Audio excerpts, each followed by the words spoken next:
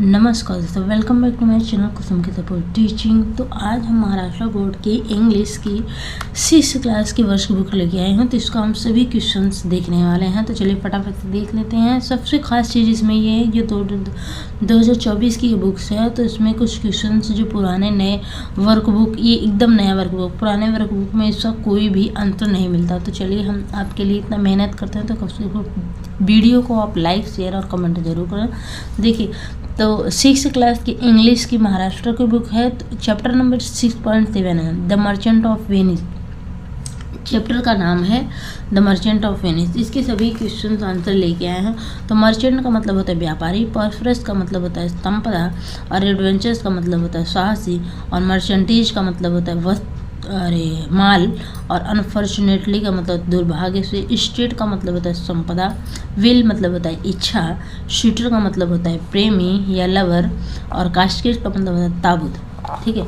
उसके बाद लीड का मतलब होता है धातु, और हाजर्ड का मतलब होता है खतरा, और ग्लिटर का मतलब होता है प्रतिबिंब बनाने वाला प्रकाश, और जो प्रकाश फैलाता है, देता है। तो टेक एडवांटेज ऑफ का मतलब होता है किसी भी स्थिति में अच्छी चीज़ों का उपयोग करना। पाउंड का मतलब होता है वजन मापने की इकाई है। और इन द मीन वाइल, ये एक फ्रेजेज है, मतलब इसी बीच। और बॉन्ड का मतलब होता है एक लीगल समझौता। और एडाउम्ट का मतलब होता है अनिच्छुक। और इनह्यूमन का मतलब होता है अनमानवीय, अत्यंत क्रूर। और ट्रेजिक का मतलब होता है दुख, बहुत अधिक दुख। तो चलिए हम क्वेश्चन पे आ जाते हैं। तो सबसे पहले हम क्वेश्चन पे देख लेते हैं। तो सबसे पहले जो है ये है क्वेश्चन नंबर 1 है, write whether the following statement and true and false. तो ट्रू एंड फॉल्स का स्टेटमेंट बताना है। तो सबसे पहला है, the merchant ships brought species of other treasures from the India and the other country to Italy. तो ये ट्रू है, इसका आंसर मतलब ये ट्रू है। अगर जैसे कि आपको क्या है कि इंग्लिश टू इंग्लिश भूल जाते हैं, लेकिन जैसे स्टोरी में अगर आप कहानी पढ़ते हैं तो क्या है, या फिर क्वेश्चन आंसर को देखते हैं, तो ये आपके दिमाग में कुछ दिनों तक रहता है। जैसे मेरे कहने का ये मतलब है कि अगर आपको इसकी हिंदी भी चाहिए तो आप हमें कमेंट में कमेंट करके ज़रूर बताएं, तो हम आपकी हिंदी आपको इसका बता देंगे। जैसे द मर्चेंट शिप, जो व्यापारियों की जहाज़ थी, ब्रॉट मतलब लाती थी, स्पाइस यानी कि मसाले, और अदर ट्रेजर्स यानी दूसरे खजाने, फ्रॉम से इंडिया मतलब भारत से, एंड अदर कंट्री दूसरे देश से, इटली। क्या ये जो व्यापारियों की जहाज़ थी वो भारत से और दूसरे देशों से मसाला और खजाने इटली में लेके आती थी। सही की गलत या ट्रू है। तो इस तरह से जब हम आपको बता देंगे या इस तरह से आप पढ़ाई करेंगे तो आपकी दिमाग में लंबे समय तक याद रहेगा। ठीक है। तो इसके लिए सबसे पहले इसको समझना ज़रूरी है, इसकी हिंदी जानना ज़रूरी है, जो आपके लिए ज़्यादा बेहद फ़ायदेमंद है। सेकेंड नंबर 2 है, Antonio had gone on a long voyage. जो Antonio had gone a long voyage का मतलब है ये, इसका ये है फॉल्स। तो क्या एंटोनियो बहुत लंबी यात्रा पे गया था, ये शानू, तो ट्रू। अरे फॉल्स। तो ये देखिए, ये ऐसे जब लर्न करेंगे तो आपको भी समझ में आएगा, कुछ दिन तक याद रहेगा। Bassanio was very rich, false. Portia had many brothers and sister, false. Portia suitors choose the gold and silver casket, true. और Bassanio borrowed money from Shylock in Antonio's name, true. और Shylock was not at all generous, true. Question number 2 है, write a following in short. The story of the three caskets. Portia's father, a very wealthy man, died leaving her a large estate. Her father had prepared a will in which he had written how her husband should be selected. He had to choose between 3 caskets, one of gold and one of silver and one of lead. Each had something written on it and a message inside the box. The one who took the right casket, which was the lead casket, won Portia had in marriage.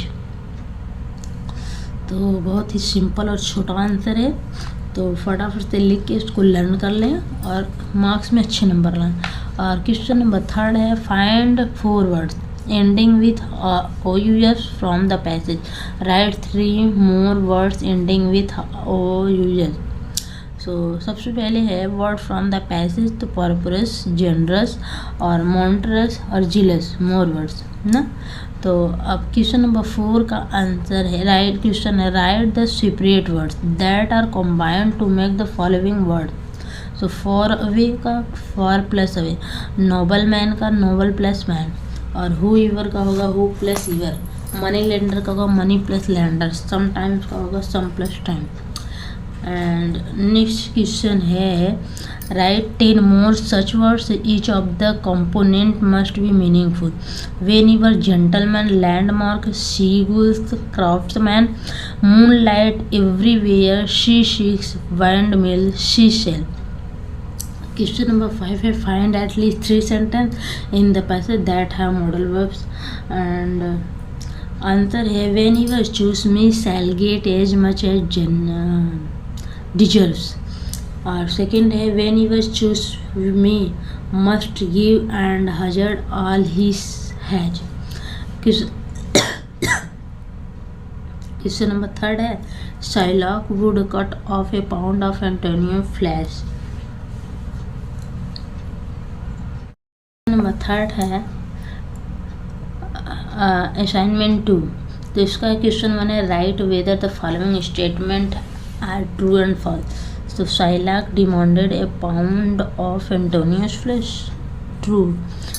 Second, Portia saved Antonio in the court of law. True.